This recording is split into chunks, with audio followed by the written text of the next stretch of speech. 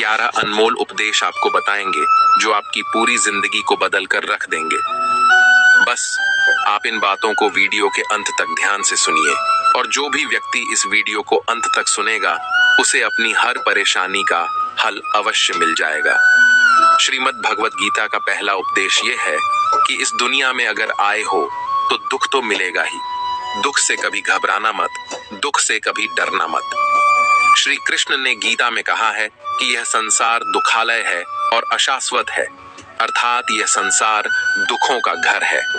जैसे औषधालय में औषधि मिलती है, पुस्तकालय में पुस्तकें मिलती हैं, चिकित्सालय में चिकित्सा होती है, वैसे ही संसार को भी श्री कृष्ण ने एक नाम दिया है, दुखालय, जहां पर दुख मिलता हो।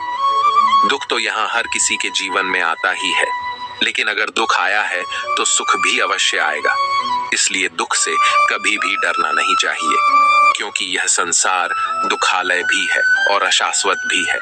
अशाश्वत का अर्थ ही होता है कि यहाँ परमानेंट कुछ भी नहीं है, यहाँ सब कुछ बदल जाता है। दुख सुख में बदल जाता है और सुख दुख में बदल जाता है। सम्मान अपमान में और अपमान सम्मान में बदल जाता है।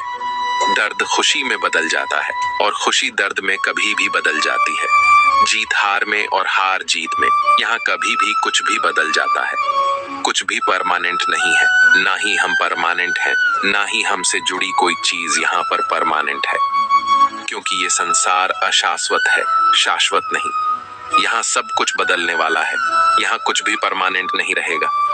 आपका दुख भी परमानेंट नहीं रहेगा, इसलिए दुख से कभी डरना नहीं चाहिए। मित्रों, इससे पहले कि हम वीडियो में आगे बढ़े, अगर आपने अभी तक इस वीडियो से कुछ भी सीखा है तो कमेंट में जय श्री राधे कृष्णा अवश्य लिख दीजिए और वीडियो को लाइक करके चैनल को सब्सक्राइब कर लीजिए।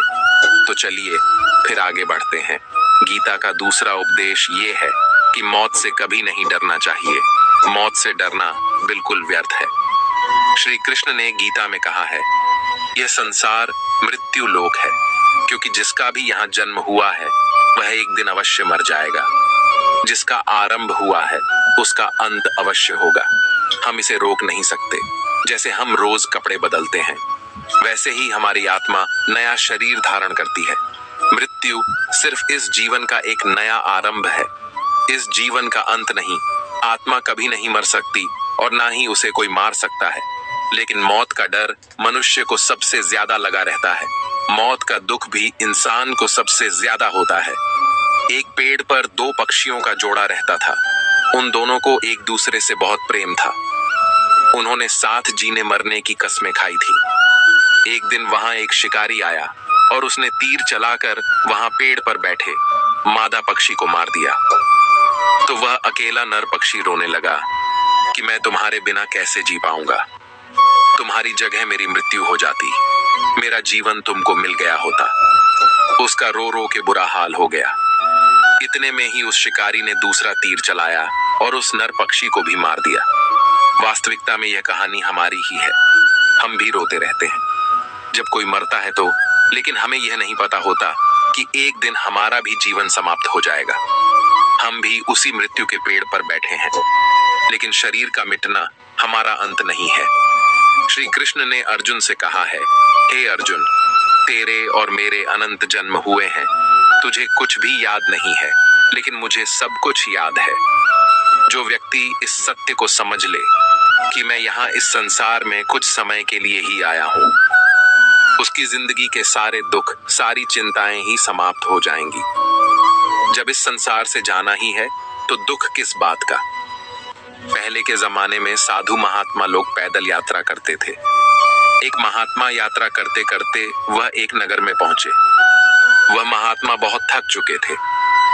उस नगर में उन्होंने एक महल को देखा और उन्होंने उस महल में जाकर विश्राम करने का सोचा और वह महल में जाकर सो गए। जब उस महल में वहां का राजा पहुंचा तो अपने पलंग पर उस महात्मा को सोता हुआ देखकर बहुत हैरान हो गया।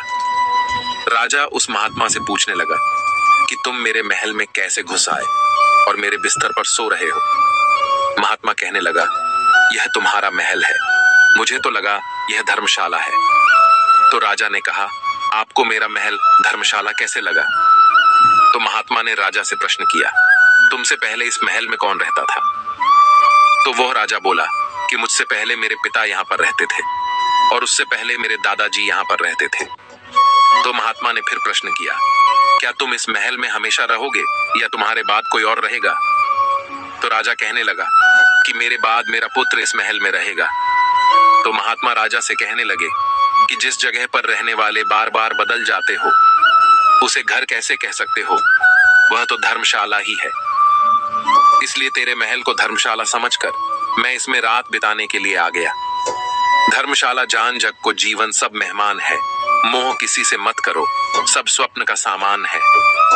यदि हम भी इस बात को समझ लें कि हम यहाँ कुछ समय के लिए आए हैं, आनंद करने के लिए आए हैं, खुश रहने के लिए आए हैं, तो हमारे सारे दुख ही समाप्त हो जाएंगे। जब हम अपना मोह यहाँ जमा लेते हैं, अपना दावा यहाँ जमा लेते हैं कि यह मेरा है, इसे मैं छोड़ नहीं सकता, इसके बिना मैं जी नहीं सकता, तो हमारा जीवन दुखों से भर जाता है। इसलिए जीवन में मृत्यु का भय त्याग करके जीवन का प्रतिफल आनंद लेना चाहिए। गीता का तीसरा उपदेश है, मन और विचारों को कंट्रोल किए बिना जीवन में कभी शांति और सुकून मिलने वाली नहीं। अर्जुन ने श्री कृष्ण से कहा कि मेरा मन सही गलत सब कुछ जानता है, फिर भी मेरे विचार और मेरा मन मुझसे कंट्रोल नहीं होता। मैं जो करना चाहता हूँ वह कर नहीं पाता हूँ, और जो नहीं करना चाहता हूँ वह मेरा मन मुझसे जबरदस्ती करवाता है। इसलिए मैं बेचैन हो गया हूँ, मुझे शांति प्राप्त नहीं हो रही। तो श्री कृष्ण ने अर्जुन से कहा, उसके लिए तुझे अपने मन और विचार से अलग होकर अपने मन और विचारों को सही दिशा में ले जाने की प्रयास करना होगा। और यह एक दिन का काम नहीं है। जब तक तू अपने मन और विचारों की गुलामी का त्याग नहीं करता, तब तक तुझे जीवन में कभी शांति नहीं मिलने वाली। एक राजा था, वह बहुत बेचैन था और परेशान रहता था। एक दिन वह अपने गुरुजी के पास गया और उनसे कहने लगा कि मेरा मन बहुत बेचैन है, मैं बहुत परेशान हूँ, मैंने पूरी संसार को जीत लिया है, सब कुछ है मेरे पास, पर मैं खुश नहीं हूँ, मेरे मन में सुकून ही नहीं है, शांति ही नहीं है। तो गुरुजी ने राजा से कहा कि तुम्हारे नगर में अगर कोई ऐसा व्यक्ति है जिसने सुकून को प्राप्त कर लिया है, शांति को प्राप्त कर लिया है, तो तुम उसका एक बार कुर्ता पहन लेना, तुम्हारे जीवन में भी शांति आ जाएगी। राजा बहुत प्रसन्न हो गया, यह तो बहुत ही आसान काम है। वह अपने राज्य महल में आया और राज्य सभा में वह सबसे कहने लगा कि आप लोगों में से जो भी शांत हो चुका है, उसे सुकून मिल गया हो, वह अपना कुर्ता मुझे दे दे, वह बदले में जितना भी धन मांगेगा मैं उसे दे दूंगा। सब लोग एक दूसरे का मुंह देखने लगे, पैसों का लालच आया, लेकिन सबको एक दूसरे की सच्चाई पता थी, क्योंकि किसी की जिंदगी में भी शांति और सुकून नहीं था। सब अपना सर झुकाकर वहां पर खड़े हो गए। फिर उस राजा ने पूरे नगर में ढंढोरा पिटवा दिया कि जिसे भी शांति प्राप्त हो चुकी हो, सुकून प्राप्त हो गया हो, वह मेरे पास आकर अपना कुर्ता दे दे, वह जितना कहेगा उसे उतना ही धन दे दिया जाएगा। लेकिन एक भी व्यक्ति ऐसा नहीं मिला जिसे शांति प्राप्त हो चुकी हो। वास्तविकता में जब कोई मरता है तब हम कहते हैं कि वो फलाना व्यक्ति आज शांत हो गया है। कभी किसी जिंदा इंसान के लिए नहीं सुना कि एक जीता जागता इंसान शांत हो गए हो। राजा के सैनिक पूरे शहर में ढूंढते रहे, फिर उन्हें एक पेड़ के नीचे एक महात्मा तपस्या करते दिखे, जिसके चेहरे पर एक शांति थी, सुकून था। वह सैनिक उस महात्मा के पास आकर पूछने लगे कि क्या आपने शांति प्राप्त कर ली है, सुकून प्राप्त कर लिया है? महात्मा ने कहा, मैं पूरी तरह से शांत हूँ। तो सैनिक उसे राजा के पास ले आए। राजा ने उस महात्मा से प्रश्न किया कि क्या आपको शांति और सुकून प्राप्त हो चुके हैं? वह महात्मा कहने लगे, महाराज, मैं पूरी तरह से शांत हूँ, मुझे कोई चिंता नहीं है, मुझे किसी चीज की लालच नहीं है, मुझे कोई इच्छा ही नहीं है। तो राजा भी बहुत प्रसन्न हो गए कि आखिर वो व्यक्ति मिल ही गया जिसे शांति प्राप्त हो चुकी है, जिसे सुकून मिल गया है। तो राजा उस महात्मा से कहने लगे कि हे महात्मा, आप कृपया करके अपना कुर्ता मुझे दे दीजिए, बदले में आप जो मांगेंगे मैं आपको दे दूंगा। वो महात्मा कहने लगे कि महाराज, सुकून और शांति तो मुझे मिल चुके हैं, लेकिन क्या करूं, मेरे पास कुर्ता ही नहीं है पहनने के लिए जो मैं आपको दे सकूं। जब राजा ने उस महात्मा की यह बात सुनी, इस महात्मा के पास कुर्ता भी नहीं है पहनने के लिए, उसके बाद भी यह महात्मा एकदम शांत है, इसके जीवन में सुकून है। मैं तो सारी जिंदगी धन को जोड़ने में लगा रहा, दुनिया जीतने में लगा रहा, लेकिन मुझे शांति नहीं मिली, सुकून नहीं मिला, क्योंकि शांति और सुकून बाहर की चीज नहीं है, अपने भीतर की चीज है। इसलिए जब तक कोई इंसान अपने मन और विचारों को कंट्रोल नहीं करता, तब तक उसके जीवन में सुकून और शांति नहीं आती। गीता का उपदेश हमें यही सिखाता है कि जीवन में अगर शांति चाहिए तो मन को शांत करना सीखो। गीता का चौथा उपदेश है सुख की इच्छा आखिर में हमारे दुखों का कारण है। श्री कृष्ण ने अर्जुन से कहा कि जितना सुखों की लालसा और इच्छा करता है, उतना ही उसकी इंद्रियां सुख भोग में आसक्त हो जाती हैं, उतना ही इंसान का मन संसार के सुख और आकर्षण का गुलाम बन जाता है, और जितना सुख के पीछे भागेगा उतना ही उसे दुख के अनुभव से भी गुजरना पड़ेगा, क्योंकि यह संसार का नियम ही है। जो चीजें शुरू में मन को बहुत आकर्षित करती हैं, बाद में बहुत दुख देती हैं, और जो चीजें शुरू में कठिन लगती हैं, बाद में हमें बहुत काम आती है। गीता का पांचवा उपदेश है कि किसी से भी हद से ज्यादा मोह कभी मत करना। श्री कृष्ण ने गीता का पूरा ज्ञान ही अर्जुन के मोह को नष्ट करने के लिए कहा है। यह मोह ही है जो इंसान को सबसे ज्यादा रुलाता है। मोह इतना बलवान है कि शेर जैसे इंसान को भी गीदड़ बना देता है। जो अर्जुन युद्ध में देवताओं से भी जीत गया, पर अपने रिश्तेदारों को युद्ध में देखकर उसका हाथ कांपने लगा। वह बोला, हे केशव, मेरे हाथ में धनुष पकड़ने की ताकत भी नहीं बची है, मेरे हाथ कांप रहे हैं, मैं युद्ध नहीं कर पाऊंगा।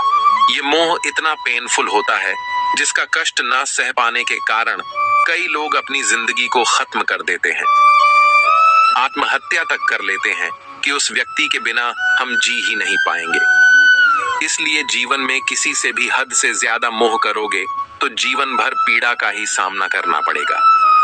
जो व्यक्ति अपने मोह से बाहर नहीं आता, उसका सब कुछ उससे छिन जाता है, उसकी सारी खुशी खत्म हो जाती है। इसलिए गीता का ज्ञान बार बार हमें यह सिखाती है कि अपने मोह को त्याग करके आप बलवान बनो, बुद्धिमान बनो, सत्य के दर्शन करो कि वास्तविकता क्या है, क्योंकि हमारा मोह हमें हमेशा झूठ ही दिखाता है, झूठ पर ही विश्वास दिलाता है और दिल में झूठी उम्मीदें जगाता है, और यह मोह ही हमारे दुखों का सबसे बड़ा कारण है। हम ही मोह कर लेते हैं, हमें लोगों से उम्मीदें लगा बैठते हैं, पर वास्तविकता बिल्कुल अलग होती है। लोग वैसे नहीं होते जैसे हम मान लेते हैं, जैसा हम समझ लेते हैं, क्योंकि मोह के कारण हमें सच्चाई नहीं दिख पाती, लोगों का असली चेहरा नहीं दिख पाता। इसलिए गीता का उपदेश हमें यही सिखाता है, जीवन में अगर आनंद और प्रसन्नता के साथ रहना है तो किसी से भी हद से ज्यादा मोह कभी मत करना। गीता का छठा उपदेश है कि वासना, क्रोध और लालच सर्वनाश का कारण है, नरक का द्वार है।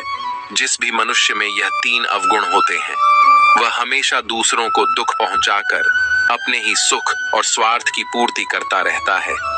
किसी भी चीज की हद से ज्यादा कामना करना और क्रोधी स्वभाव होना और मन में लालच होना उसके जीवन के सुख को समाप्त कर देते हैं, उसके सारे रिश्तों में जहर भर देते हैं। इन्हें नरक का द्वार इसलिए कहा गया है क्योंकि जिस इंसान में अत्यधिक क्रोध है, लालच है, वासना है, उसका पूरा जीवन जहर से भर जाता है। उसको मरने के बाद भी जीते जी यहीं पर नरक का दर्शन होता है। गीता का सातवां उपदेश है कि जो चला गया कभी उसका दुख मत करो, और जो आने वाला है उसकी बिल्कुल भी चिंता मत करो। जब महाभारत का युद्ध चल रहा था, तब अर्जुन ने श्री कृष्ण से कहा कि अगर यह युद्ध हुआ तो करोड़ों लोग मारे जाएंगे। जो सैनिक और योद्धा इस युद्ध में मारे जाएंगे, उनकी स्त्रियों का क्या होगा, समाज कैसे आगे बढ़ेगा और भी बहुत सारी बातें अर्जुन ने विस्तार से कही हैं। तो श्री कृष्ण अर्जुन से कहते हैं, हे अर्जुन, तू बड़ी बड़ी ज्ञानियों जैसी बातें करता है, लेकिन जो सच में ज्ञानी होता है, वो जो मर चुके हैं, जा चुके हैं या एक दिन जाने वाले हैं, उनकी चिंता नहीं करता है, उनका दुख नहीं करता है। तेरे हाथ में कुछ भी नहीं है, तू चाहकर भी कुछ कंट्रोल नहीं कर सकता। जीवन और मरण, यह तो प्रकृति की नियति है। इसीलिए जो ज्ञानी होते हैं वह किसी के मरने पर भी नहीं रोते। ज्ञानी जन ना ही बीते हुए कल का शोक करते हैं और ना ही आने वाले कल की चिंता करते हैं। इसलिए जो होने वाला है वह होकर ही रहता है और जो नहीं होने वाला है वह कभी नहीं होगा। ऐसा निश्चय जिसको समझ में आ जाता है, जिसकी बुद्धि में आ जाता है, उसे कभी कोई चिंता नहीं सताती, कोई दुख नहीं सताता। हमारे सारे दुखों का कारण ही यही है। या तो हम जो वक्त गुजर चुका है उसे सोच सोच कर परेशान होते रहते हैं, या भविष्य की चिंता करके खुद को बीमार कर लेते हैं, नष्ट कर देते हैं। गीता का ज्ञान हमें यही सिखाता है कि न तो हम बीता हुआ कल बदल सकते हैं और ना ही आने वाले कल पर कंट्रोल कर सकते हैं। हमारे हाथ में सिर्फ वर्तमान है, सिर्फ आज का ही पल है। हमारा 99% तनाव और चिंताएं भूतकाल और भविष्य काल के बारे में सोचते रहने से होता है।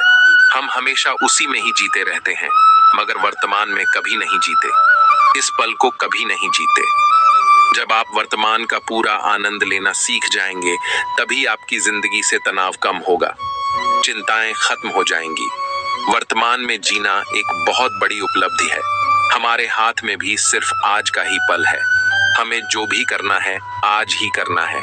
कभी भी यह सोचकर समय को नष्ट नहीं करना चाहिए कि अभी तो मेरे पास बहुत समय बचा है।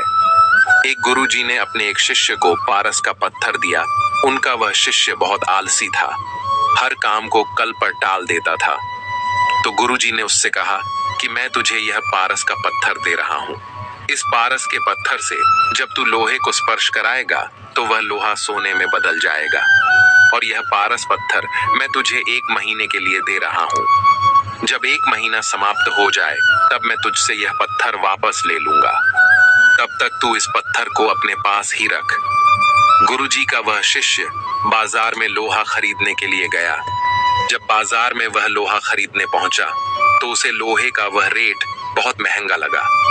उसने सोचा थोड़े दिन रुक करके ले लूंगा, जब लोहे का रेट कम हो जाएगा।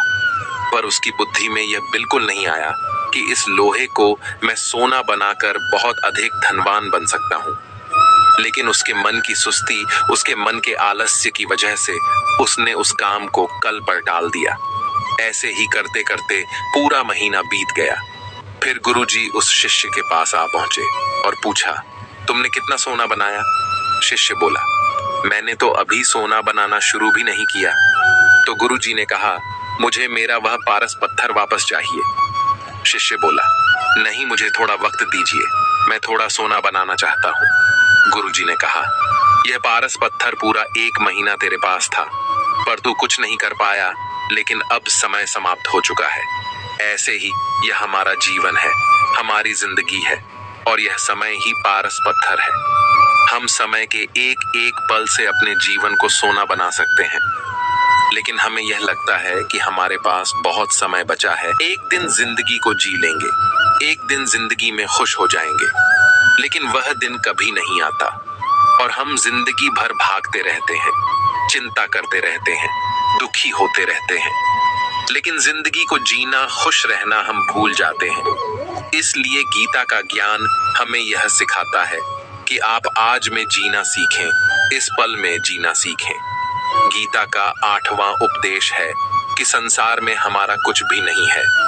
गीता सार में आपने कई बार सुना होगा कि तुम्हारा क्या गया जो तुम रोते हो, तुम क्या लाए थे जो तुमने खो दिया, तुमने क्या पैदा किया जो नष्ट हो गया, तुमने जो लिया यहीं से लिया, जो कुछ भी दिया यहीं पर दिया। जो आज तुम्हारा है कल किसी और का होगा।